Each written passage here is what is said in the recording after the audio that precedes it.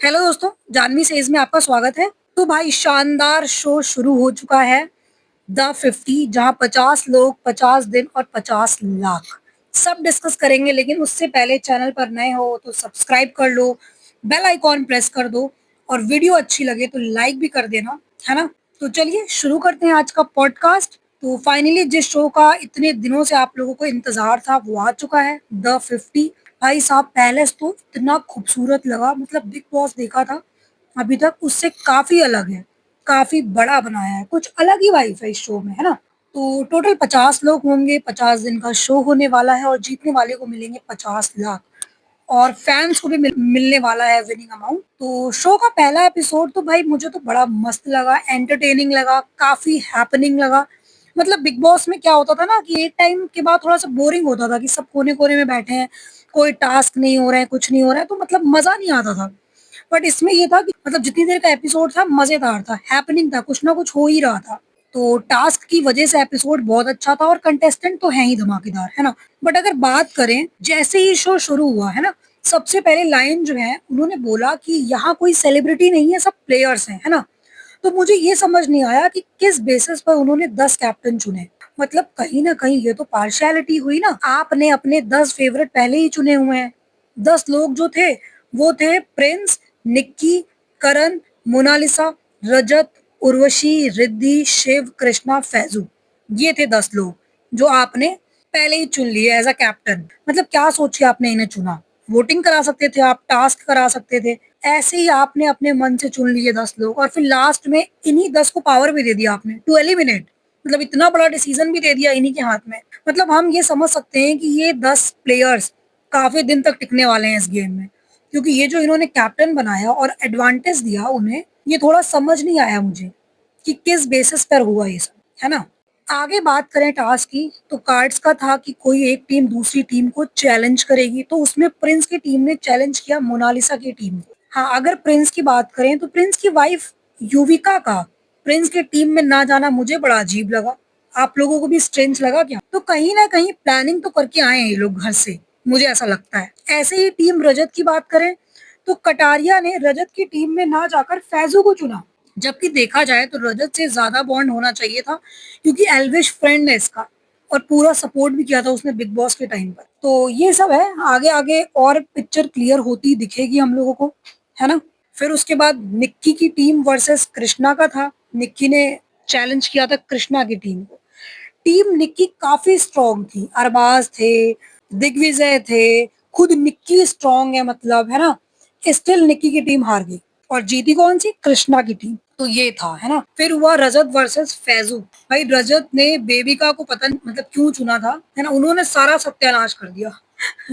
रजत team game सोच के चल ही नहीं रहे थे, रजत सोच रहे थे कि ये इंडिविजुअल गेम है ना, वो सिर्फ अपने आप को देख रहे थे। तो भाई ये थोड़ा सा टीम वीम को लेके चलना पड़ेगा, है ना। यहाँ पे इंडिविजुअल वाला नहीं था, है ना, टीम वाला था।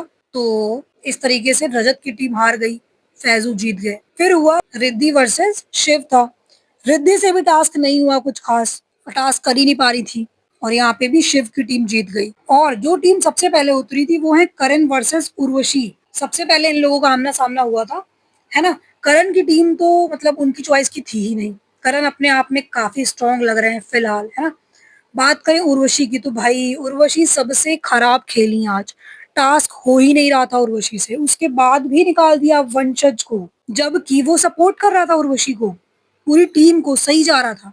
तो अगर बात करें इविक्शन की तो इविक्शन भी काफी अनफेयर लगा है, बात करेंगे उसकी अभी आगे। फिर बात करते हैं जो पहले ही राउंड में ना सिद्धार्थ भारद्वाज की फाइट हुई थी करण से। सुनने में आ रहा है कि ये दीपक चहर का साला है। भाई साहब ये लड़का मैंने स्प्लिट्स विला में देखा है और ये मतलब इतना लड़ाई प्रेमी है, मतलब इसको लग रहा है कि ये स्प्लिट्स विला में ही है, वहां पे लड़कियां थी, यहाँ पे खरन पठे। मतलब एकदम लड़ाई झगड़े पर ही उतारू है, लड़ाई प्रेमी है भाई। मतलब जिस तरह से उसने पुश किया करण को बेवजह, कोई रीजन नहीं था, कुछ नहीं था, सब अपना अपना कर रहे थे। मतलब इतने सारे राउंड शांति से हो गए, लेकिन इसका पता नहीं क्यों शांति से हो ही नहीं पाया।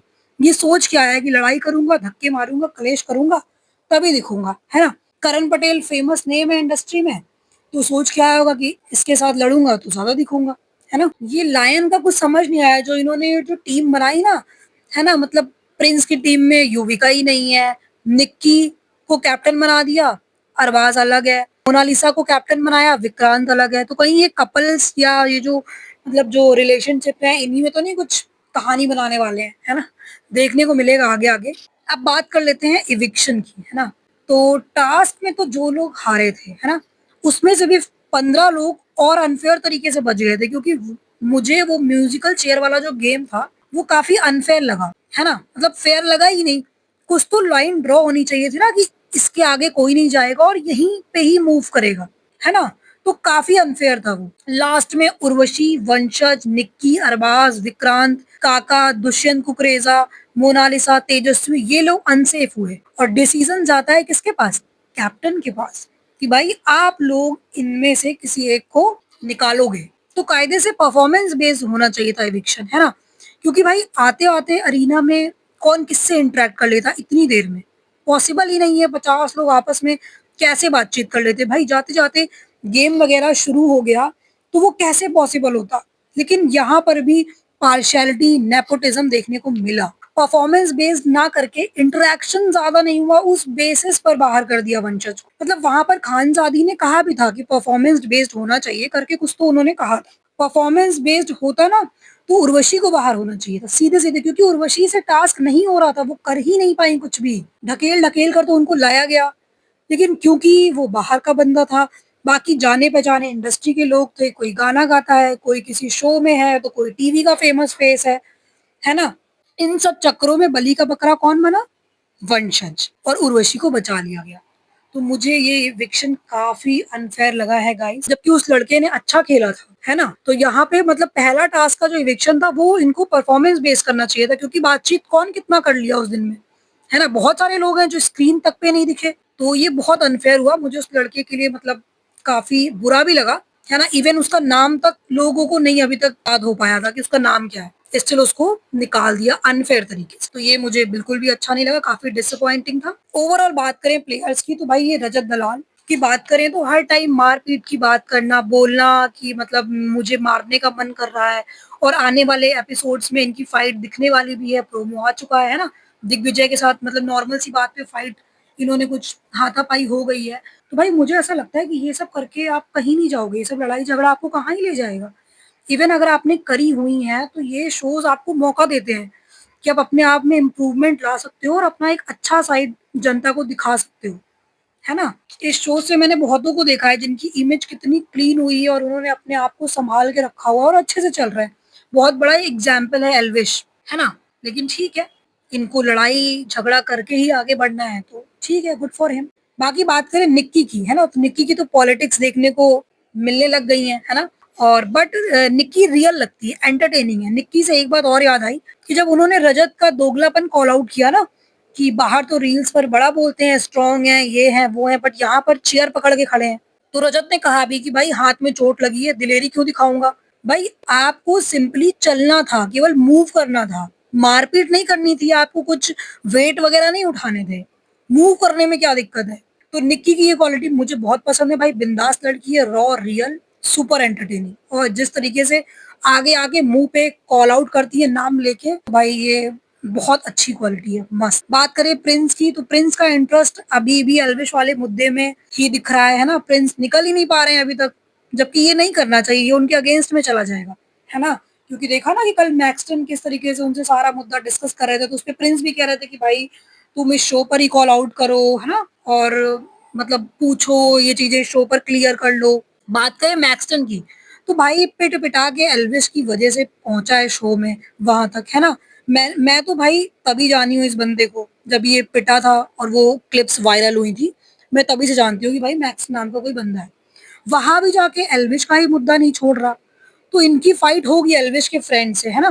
प्रोमो में हमने देखा ही है, लक्ष्य, अर्चित वगैरह के साथ इनकी फाइट होगी, क्योंकि अभी ये एल्विश से उभर ही नहीं पाए हैं, समझ रहे हो? तो ये अभी भी एल्विश के नाम पर ही फुटेज लेने की कोशिश कर रहे हैं पूरी तरीके से। आगे मनीषा, अर्चना, है ना, प्रिंस, ये सब अच्छा करने वाले हैं। निक्की, शिव, फैजू, शिव शिव ठाकरे तो देखो अच्छा इंसान है ना? एज अ ह्यूमन बीइंग मैंने उसको बिग बॉस में देखा है, मुझे तो काफी अच्छा लगा, काफी पॉजिटिव बंदा है और बहुत ही मतलब साफ सुथरा गेम खेलने वालों में से है। तो शिव भी अच्छा प्लेयर है। फैजू, अदनान, दिव्या अग्रवाल, करण, ये लोग अच्छा करते दिखने वाले हैं हमें आगे, है ना? और बाकी जैसा शो होता जाएगा हम लोग रिव्यू करेंगे, है ना? और हर दिन कोई ना कोई एलिमिनेट होगा, सुनने में आ रहा है अभी कल तो 1 हुआ है, आगे-आगे 2-2 लोग एलिमिनेट होंगे, तो हम लोग हर चीज़ पे बात करेंगे, है ना? तो कमेंट में अपनी राय ज़रूर रखिएगा, ज़रूर बताइएगा कि आपको मेरा रिव्यू कैसा लगा या आपका अपना ओपिनियन क्या है ना? तो मिलेंगे जल्दी नए पॉडकास्ट के साथ। Till then do like, share, comment and subscribe to my YouTube channel which is Janvi says. God bless you all guys. Thank you for listening.